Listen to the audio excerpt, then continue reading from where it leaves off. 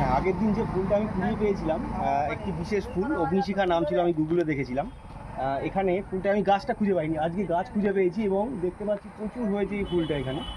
এটা একটা পরে দেখেছি, এটা একটা এন্ডেঞ্জার স্পিসিস, হ্যাঁ, মানে বিলুপ্ত প্রায় প্রজাতি। এই যে ফুলটা একটু দেখি, এই যে ফুলটা, এই যে আগুনের শিখার মতন এই ফুলটা,